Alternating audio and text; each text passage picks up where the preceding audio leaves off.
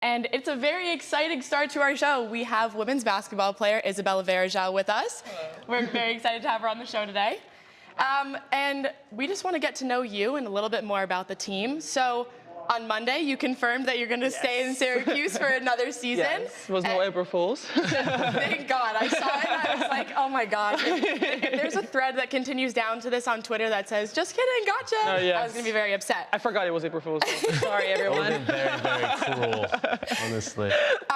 So what went into that decision for you? I feel like, as majority of the fans know, it was a really hard year for me when it comes to injuries and unexpected things happening.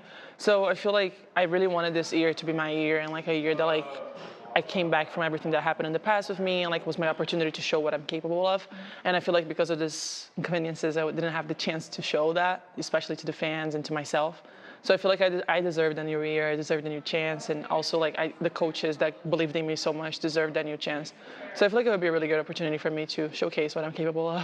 I was actually at the game. It was your first return back. Yeah. And just the atmosphere of the crowd and the coach and the other players, like everyone just seemed happier. And it was like you were just a little ray of sunshine that was brought on the field, on the court, sorry. I mean, in that game, it was the Georgia Tech game, I believe. You had career high in points, rebounds. I mean, you clearly had a chip on your shoulder. But you mentioned how important the coaches have been. And we want to talk about Coach Jack and how influential she has been. How important was she in making your decision to stay for another year? I think she was one of the main things when it comes to like my decision. I always get very emotional talking about her, but she gave me a second chance in the sport, and she believed in me when I didn't. And I feel like she deserved that. I deserved that, and she deserved that too. Like, because she more than anyone knows what I'm capable of, and she was like, "Come on, give us another chance." So I was like, I gotta give this woman a chance. So I feel like she was one of the main reasons I stayed. Well, she's so strong. I mean, all of the medical issues that she went through in the beginning of the year and coming back and showing you guys how much she cares about you guys, it feels only right to give her another year. So. No, yeah, she sacrificed so much to be there with us. Even when she wasn't feeling well, she was like wearing glasses. She was giving her best at her worst moment. And I feel like that just shows, I always tell her, you're the strongest woman I know. You're like one of the most influential and special women I know. So I feel like she deserved that from me too. Even though I tried to be as strong as I could during season, I feel like she deserves that from me. We've seen the videos of like your training sessions. I mean, it seems very intense, but the leadership that we've seen from Coach Jack is remarkable. What does that say about her as a leader as well as a coach? It just shows that she's like resilient and she doesn't give up, and she knows what we're capable of. And there was like something in the end of towards the end of the season, she was like, I'm gonna tell you the truth because I know what you're capable of. So I feel like it just shows her like how much she believes in us and on the team and everything. That I feel like her strength and how much she like demonstrates, like not even like on practice, like even at the games, like she motivates us, she pushes us, and it's actually like I always say this, like it's a crazy sometimes. It feels like I'm dreaming because her strength is insane. And like on the court, she's like, I'm not here to be your friend. I'm here to tell you what you're capable of. But once we cross those lines, she's like a mom to everybody. So it's very special, yes. I can even feel that when I go to the games, when I can see her hyping up the crowd and I'm on the other side. I'm like, you're hyping me up over here and I'm on the other sideline. This is amazing. Something amazing about her, she's very thankful. She's always thankful. Like last year was an amazing year for the program. Like it was rebuilding year. And like the year that we had this year, it was amazing how fast she was able to change this program, being the ACC Coach of the Year. And it just shows what she's capable of. And I feel like with like, of course, we're gonna miss the Asia, but I feel like she believes in us so much that we're gonna be able to like rebuild this program and like keep it going, you know? Yeah. Going off of that, you guys obviously made it to the NCAA tournament this year, and you also went with Michigan. What was that like for both opportunities? No, I feel like it was two different occasions for me. Like it was amazing the experience I had to go to Elite 8 with Michigan, Sweet 16 during the bubble. It was amazing. But here was just really special to me, especially with the program, like with everything that has been through. And like the last couple of years were really hard for Syracuse due to coaching changes and rebuilding, like I mentioned.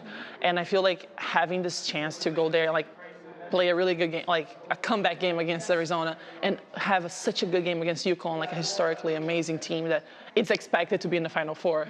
It was so amazing. It just showed us like what we're capable of if we stay together. So I feel like they're both different experiences with different teams, but at the same time, it was incredible, and both times. But this year, it was just like different, you know. Like it was like, dang, we did this. Like even though people thought we were gonna be ninth in the ACC, and look at us, like we're going like hard, like playing hard against UConn, you know. So, I mean, you guys were in Stores, Connecticut. I mean, yes. I can't even imagine. It was an amazing experience, actually.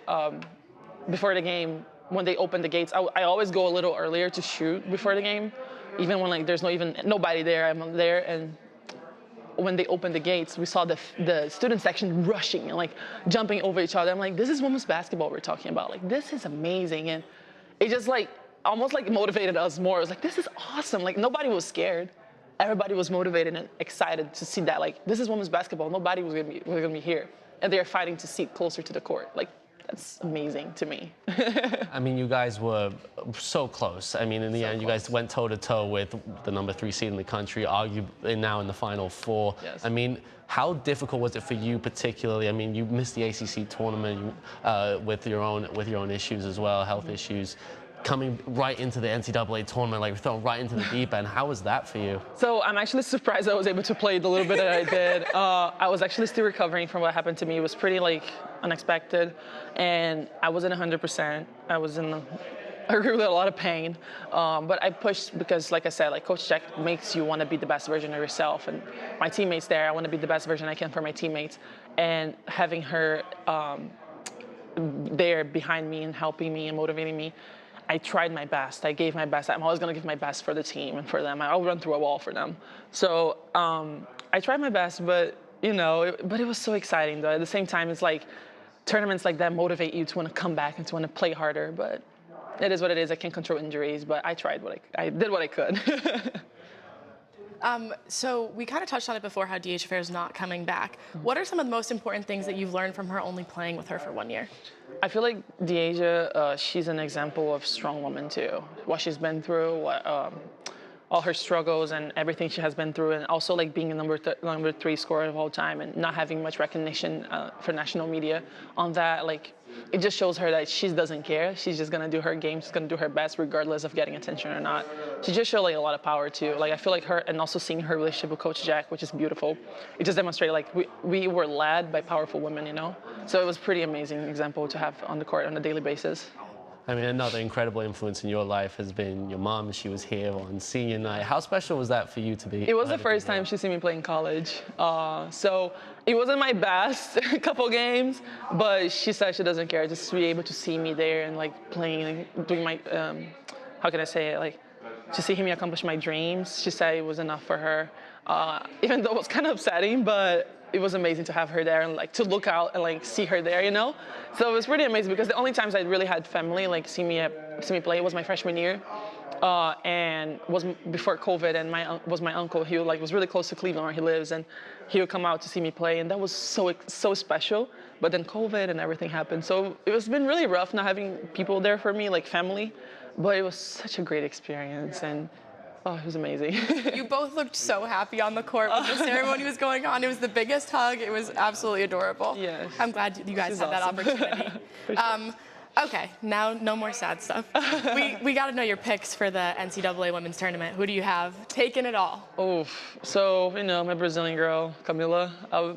I think South Carolina they look like a pro team. They're insane.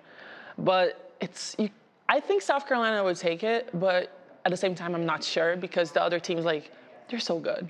And also with Iowa and Caitlin Clark, like, she's a different human when she's like on the final situation, things like that. It's gonna be really hard, but I think South Carolina might. I'm so excited to watch it. It's gonna. I think it's gonna like maybe blow my mind. And, like, I would be really upset if I wasn't undefeated and lost in the championship, yeah, or the Final Four. But I'm hoping Camila wins. It would be very nice for her to go out of college that way. I mean, this season in women's hoops has been unbelievable. Oh, I mean, like the new highs, over 12 million people watched the Iowa LSU game on ESPN the other day. I mean, yes. It's taken the sport to new heights. Yes. And how proud are you to be part of something that's growing, and how special is it to just be a part of it? I was actually just talking about this in class today. It doesn't feel real. it almost feels like, what is happening? Like, women's basketball is getting attention? Like, what? And it just felt really, it's like, feels weird, but a good weird, you know? I reached out to someone, like, about Final Four tickets, and the person said, like, I can't get them. Like, it's so hard right now. Like, $1,000. it is amazing, like, that people are actually willing to Good, pay. as they should. Right, Absolutely. as they should, and especially for me being in college for so long, I feel like I saw the evolution of it. Like, I wasn't part of it. Like, not necessarily like I was a big influence, but I mean, like, I was part of it in some ways, which was like, wow, like, this is actually happening, and something that I always advocated for. I'm always gonna advocate for women, and seeing the sport that I played my whole life reach new heights is unbelievable. Very, like, emotional sometimes. Like, it's like, wow, women are doing it. Yeah. Like, of course, kudos to the players like Caitlin Clark, Angel Reese, all these players are, Camila, they're taking it to a next level. So I feel like they deserve respect and appreciation too, but like everybody's doing a little bit. Even here, like the support we had this year and everything that's happening, it's pretty amazing. I mean, speaking about all the support that you've had at the Dome this year, is there anything that you want to say to the Orange fans listening at home?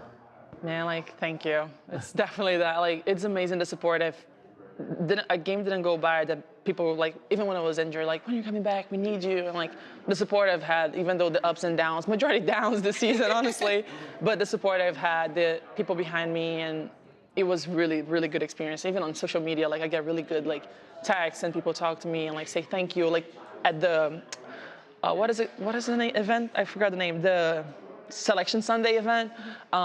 All the fans there, we were not expecting that many people. It was so many people, and all of them, please come back, please come back. So I'm back, and I'm pretty excited for it. And just thank you for the support. Let's keep it going next year. Well, that's all the time we have today, but next season you're gonna get a lot more of her. We'll catch you after the break.